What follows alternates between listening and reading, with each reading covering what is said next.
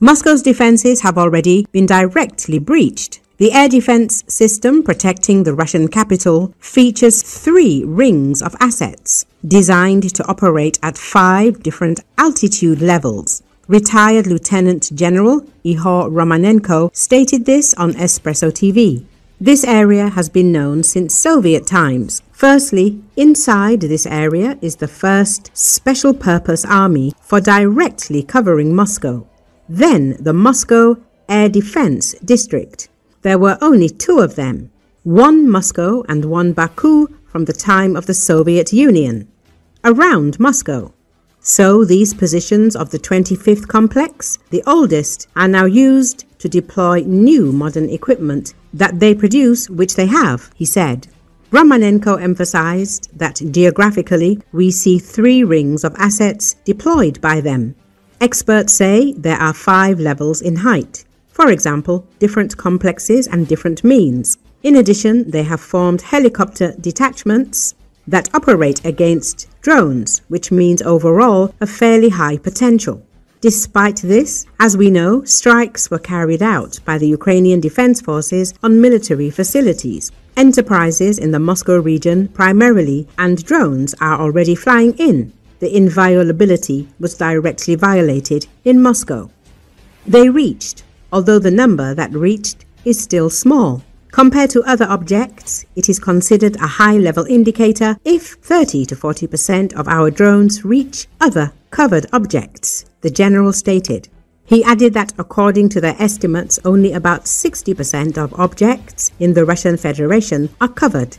A large number of them are conditionally covered, poorly covered by air defense means. Moscow and the surrounding region are, of course, quite powerful among what they have. I want to say that the means used are mainly our attack drones, which operate at night, which operate according to the terrain, and a number of others, which are not mentioned, let's say, by all our manufacturers, which are aimed at performing tasks specifically on objects in the region and directly in Moscow itself, Romanenko noted.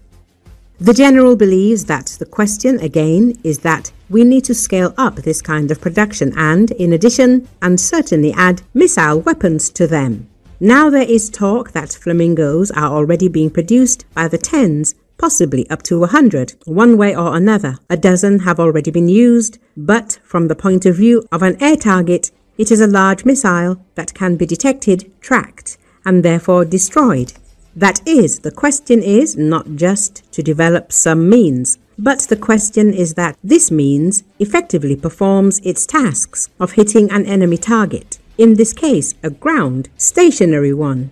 And there is still a lot of work regarding this implementation, he said. Romanenko emphasized that Moscow is the most protected in the Russian Federation. In summary, I want to say that despite the rather powerful air defense system around Moscow, they have no other object that they would cover so much, including the Kerch Bridge, for example, not even like that, although there, air, ground, surface, and underwater defense is carried out at the Kerch Bridge. And here, well, let's say, ground and air. But there are also means in development, and already existing means that reach targets, inflict strikes. But they need to be improved and their number increased, so that such strikes have a higher potential and probability, the general concluded.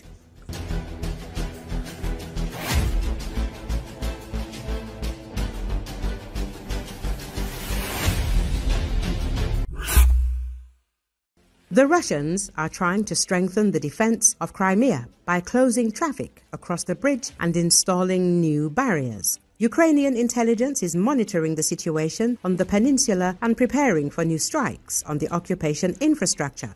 The representative of the Ukrainian Volunteer Army, Serhiy Bratchuk, in the air of Channel 24, noted that there may be positive news from Crimea in the near future. He hinted that the enemy is losing control despite attempts to stabilize the situation on the peninsula.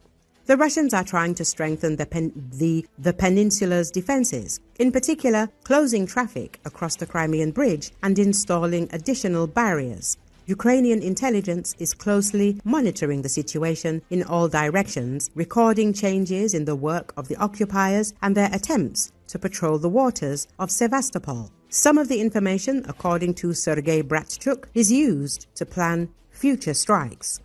We are fully monitoring the situation in all locations. I cannot provide all the information because it is used not only for reconnaissance but also for appropriate strikes, explained the representative of the Ukrainian Volunteer Army. Russian troops are trying to calm the local population, creating a semblance of stability. For a while, they have managed to restore supplies of fuel and lubricants, but Crimean residents are still stockpiling supplies in their own garages, leading to explosions and fires, the expert said. Work on Crimea continues. I think that the news from the peninsula in the near future will be quite interesting and positive for us, concluded Sergei Bratchuk.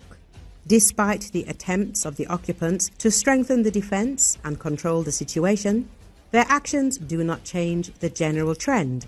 Ukrainian forces retain the initiative, and operations on the peninsula remain one of the main areas of pressure on the enemy. In this case, Russian authorities are expanding financial incentives for workers involved in military projects on the temporarily occupied Crimea. The sought-after specialists are expected to travel to the peninsula to repair military equipment necessary for Russia's war against Ukraine. For these trips, double pay, coverage of daily expenses, and housing are promised. Center for National Resistance says, note that these workers, although they receive double pay, have no official status, and in case of injury or death, their families may not count on payments, while they themselves receive benefits, because the Kremlin does not value the lives of its subordinates. According to the relevant resolutions, compensations and double pay apply to business trips to the regions, including Crimea and Sevastopol, and the costs are covered by employers and organizations where the workers are officially employed. Such information is confirmed by materials from Russian agencies and the position of human rights defenders regarding risks for workers in the occupied areas.